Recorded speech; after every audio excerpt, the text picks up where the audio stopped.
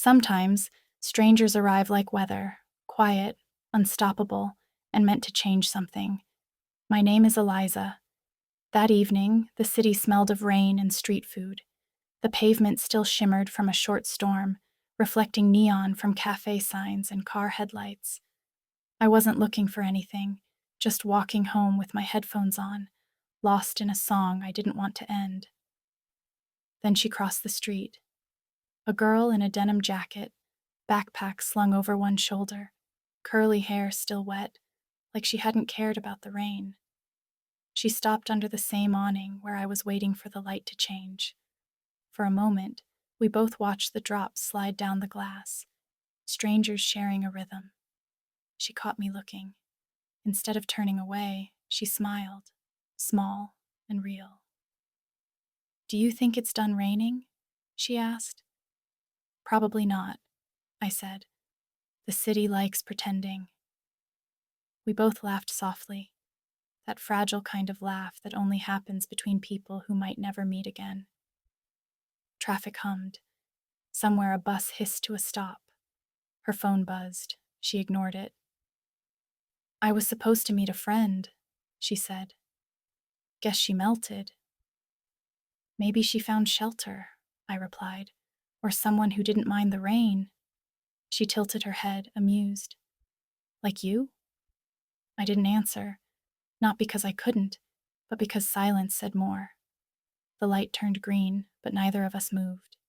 The rain started again, soft and reluctant. She stepped closer, umbrella half open, holding it out between us like an invitation. "Share?" she asked. We walked without direction, the city folding around us, lights flickering on puddles, distant music from bars, smell of coffee drifting through wet air. Her voice blended with everything, easy and low. I didn't ask her name. It felt too early, like interrupting a song before the chorus. When we reached the corner where our paths should have split, she stopped. "Do you always walk without looking where?" "Only when it feels right," I said.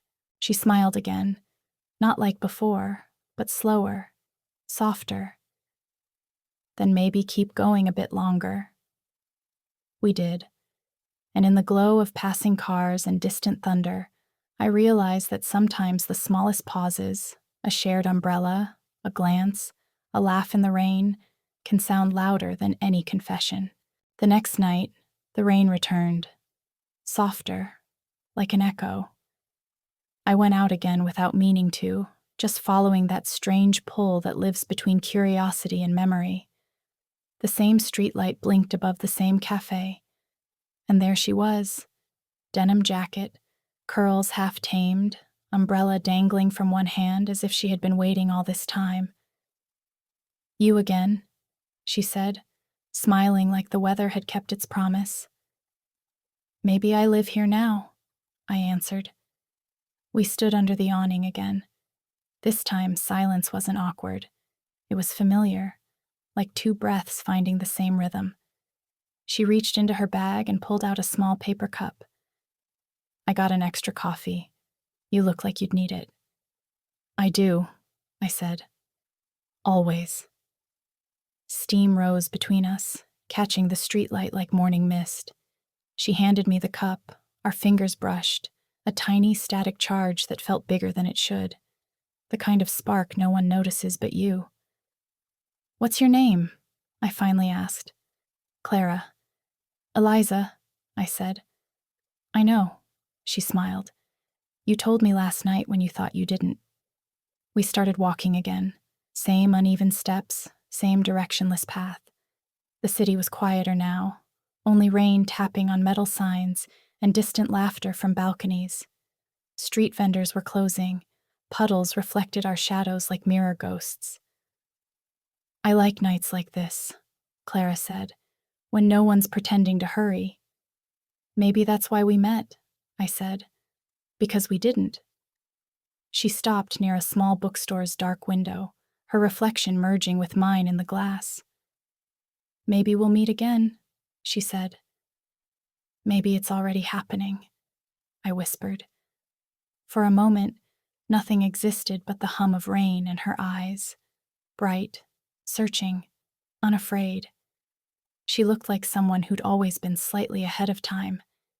Then she took one step closer, not touching, just close enough for her warmth to reach me.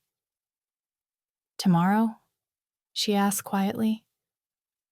"Even if it rains," I said. We didn't need to promise anything else.